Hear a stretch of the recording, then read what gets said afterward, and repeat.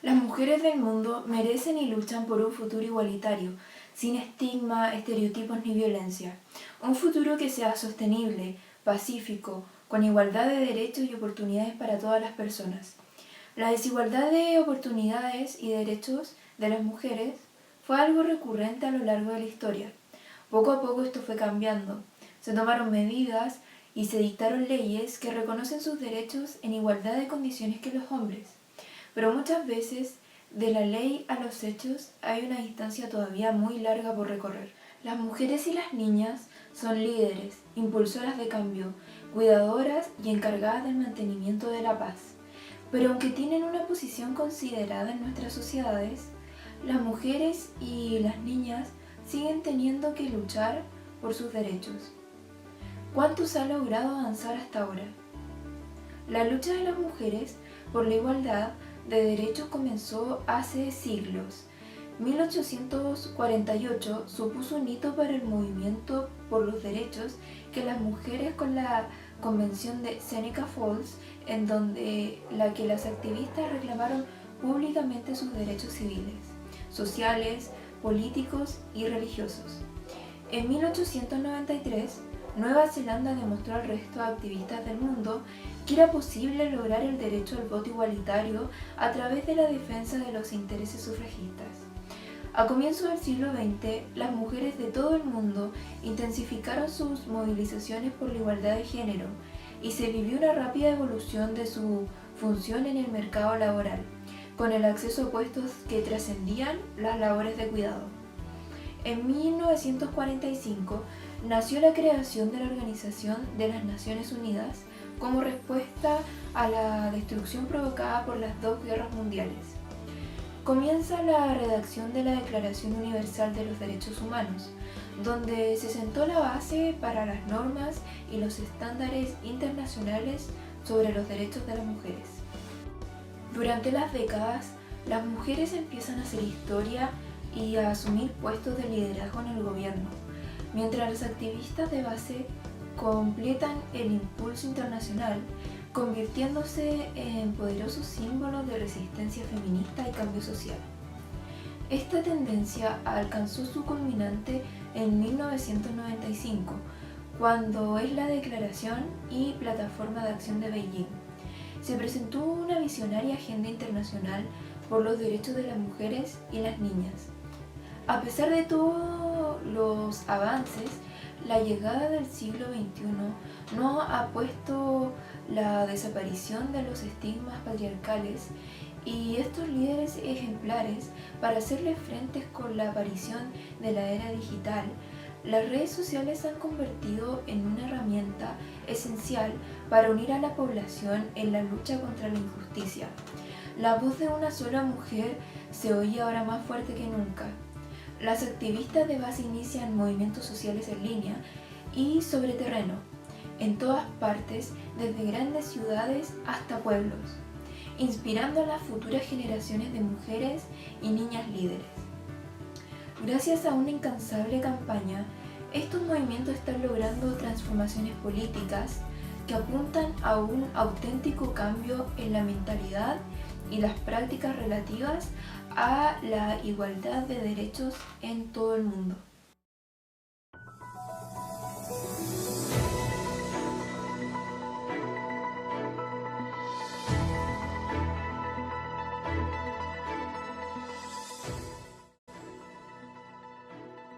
Para contextualizar el conflicto, hay que saber que Afganistán es un país del continente de Asia ubicado entre las regiones de Asia del Sur y Medio Oriente, en donde tiene como vecinos a países como Irán, Pakistán, Turkmenistán, entre otros. Posee una superficie de 655.230 km², en donde habita aproximadamente una población de 38,9 millones de personas que habla mayoritariamente los idiomas pastún y persa afgano. Durante los años 550 a.C. y 650 después de Cristo, estuvo bajo el control de muchos imperios, como el Imperio Aqueménida, el Imperio Macedónico, entre otros, hasta que en el año 651, durante la conquista árabe de la zona, se introdujo el Islam como la base de gobierno.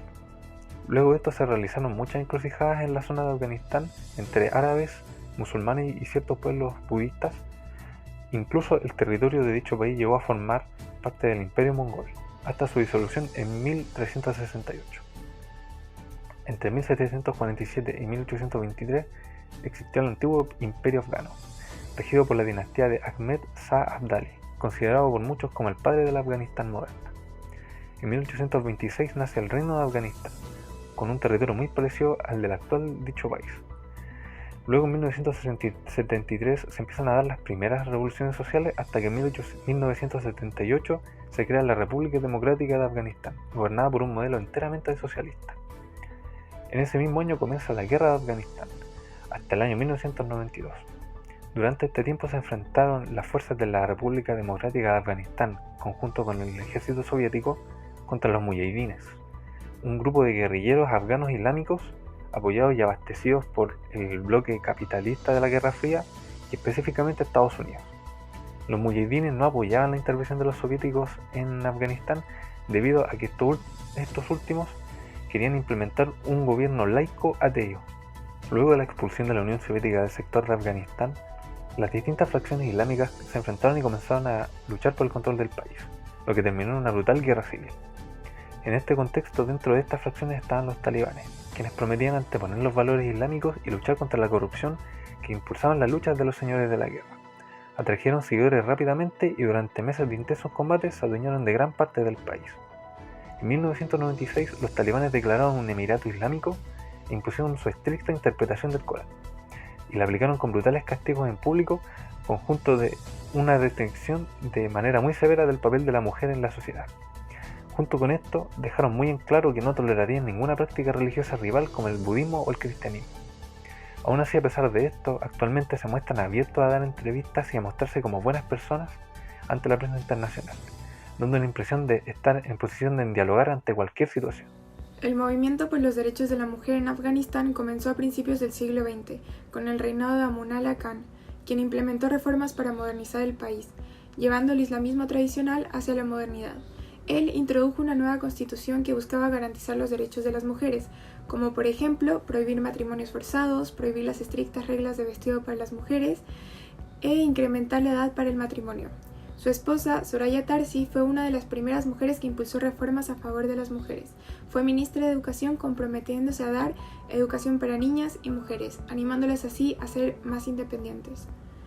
De 1929 a 1933, Amunallah fue derrocado por Muhammad Nahir Shah, quien al poco tiempo abolió muchas de las reformas que garantizaban derechos básicos para las mujeres, quienes debían cubrirse con velo. Además, muchas escuelas para niñas fueron clausuradas. En 1933, Nadir fue asesinado y muchas de las reformas de Amunallah se volvieron a implementar.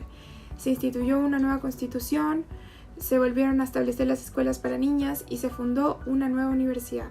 En 1964 se otorga el derecho al voto a las mujeres afganas.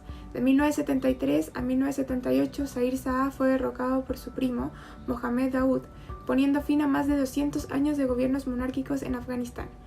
Durante esta época, los derechos de las mujeres mejoraron, aumentando así la libertad e igualdad de género. Existió presencia por parte de las mujeres en el Parlamento, aumentó la educación universitaria y presencia de las mujeres en empleos públicos. De 1978 a 1996, el marxista Partido Democrático Popular de Afganistán tomó el poder y la mejora de los derechos de las mujeres continuó después de la invasión soviética. 45% de los profesores eran mujeres. El Parlamento reforzó la educación de niñas, se prohibió ofrecer mujeres como intercambio y obligar a viudas a casarse con el hermano del difunto. Dicho movimiento no se extendió a todo el país, ya que seguían existiendo diferencias entre estatus en áreas rurales, urbanas y divisiones entre su origen étnico, tribu y la principal, la religión. Los mayores avances se vieron reflejados en la capital, Kabul. De 1996 al 2001 fue la llegada del talibán al poder por primera vez. Todo el progreso que habían logrado las mujeres afganas llega al fin, esto debido a la interpretación conservadora del islamismo que tienen los talibanes. En el 2001, los talibanes son derrotados y salen del poder. Después de esto, las mujeres afganas lograron avances significativos. Ocuparon altos cargos de la administración, como ministras, alcaldesas, juezas y oficiales de policía. Sin embargo, en agosto del 2021, tras un acuerdo anterior hecho por Trump, Joe Biden retiró el ejército estadounidense de Afganistán, finalizando con casi 2 décadas de intervención en el país. Se debían retirar el 31 de agosto con el fin de que el 11 de septiembre ya no hubiesen tropas estadounidenses, pero los talibanes tomaron las capitales de las principales provincias, por lo que Estados Unidos decidió evacuar antes, ya que sabían que tomarían la capital de Kabul. Los dirigentes gubernamentales huyeron. El presidente derrocado, Ashraf Ghani, escapa a Abu Dhabi para evitar un baño de sangre. Los talibanes ganaron, admite. Este domingo, 15 de agosto, con casi todas las provincias bajo su control, los talibanes han entrado en Kabul y han retomado el poder en Afganistán 20 años después de la invasión estadounidense en el 2001. La ley islámica llevada al extremo tiene al menos 29 prohibiciones para las mujeres y niñas. Está prohibido que las mujeres estudien en cualquier institución educativa, ya sea escuelas o universidades. Está prohibido el trabajo femenino fuera de sus hogares. Solo pocas doctoras y enfermeras en ciertos hospitales pueden hacerlo con el fin de atender a mujeres y niñas. Está prohibido que las mujeres sean atendidas por doctores, únicamente será por mujeres. Tienen prohibido realizar cualquier actividad fuera de casa si no son acompañadas por un hombre como es su padre, hermano o marido. Tienen que ir tapadas de pies a cabeza usando burka. Las mujeres que no vistan como deben, muestren los tobillos o no vayan acompañadas por un hombre, reciben azotes públicos y palizas. Las mujeres no pueden subirse a un taxi sin la compañía de su marán. Se realiza lapidación pública por haber mantenido relaciones fuera del matrimonio. No pueden usar cosméticos y tampoco maquillaje. Tienen prohibido vestir cualquier tipo de color vivo. Está prohibido hablar o estrechar manos con hombres con los que no se tenga ningún tipo de relación. Tienen prohibido leer en voz alta. Está prohibida la presencia de mujeres en la radio, en la televisión o en reuniones públicas. Está prohibido ir a baños públicos. Tienen prohibido reunirse con algún motivo recreativo. No tienen permitido andar en bicicleta o en motocicleta. Está prohibido asomarse por las ventanas de su casa. Deben tener el vidrio con opacidad alta para que no vean desde el exterior. Y por último, tienen prohibido aparecer en fotos y videos. El periodo de los talibanes en el poder hace más de 20 años estuvo marcado por medidas brutales contra la mujer, como decapitaciones, lapidaciones y la imposición de llevar una burka que las cubría completamente. Durante estas 2 últimas décadas, las mujeres lucharon y conquistaron derechos que transmitirían a generaciones futuras de niñas. Ahora temen perder todos los derechos que han conseguido. En el último mes, los talibanes han asegurado públicamente que respetarán a las mujeres dentro del marco que provee la ley islámica, pero esto posee muchas sutilezas, ya que todo dependerá de cuál sea la interpretación que se le dé a la ley islámica. Por un lado, se ha visto en la esfera pública a los talibanes intentando dialogar con otros países, asegurando derechos humanos que antes no habían cumplido e intentando tranquilizar a la población que debido a la historia teme por lo que vaya a ocurrir en un futuro. ¿Pero esto es lo que realmente está pasando o lo que quieren que veamos? Esto puede ser comprobado por hechos. El mes pasado los talibanes anunciaron que las mujeres podrían ir a la universidad, aunque en un régimen de segregación, utilizando cortinas para separarlos o salas habilitadas con televisores para seguir las clases. Además, dentro de las nuevas reglas que los talibanes están elaborando para la educación superior, está que las mujeres afganas solo podrán atender cursos impartidos por profesoras. Esto afectará negativamente la calidad de la educación de las mujeres, ya que los profesores con más experiencia profesional son los hombres. Estas y muchas otras medidas que han anunciado por medios de comunicación siguen sin ser realidad.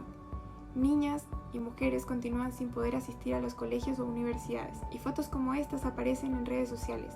Niños protestando para el regreso de sus compañeras, amigas o hermanas a la educación. Es importante recalcar que en las ciudades más importantes como Kabul todo ha sido más respetado, sin embargo en provincias se han cometido más injusticias. Para terminar, cabe decir que los talibanes en esta misma semana anunciaron un nuevo gobierno interino compuesto únicamente por fundamentalistas y sin mujeres, a las que se les ha prohibido practicar deportes y se les ha reprimido con mucha violencia cuando han salido a protestar por sus derechos. Algunas declaraciones e historias que se han compartido desde el regreso de los talibanes son las siguientes.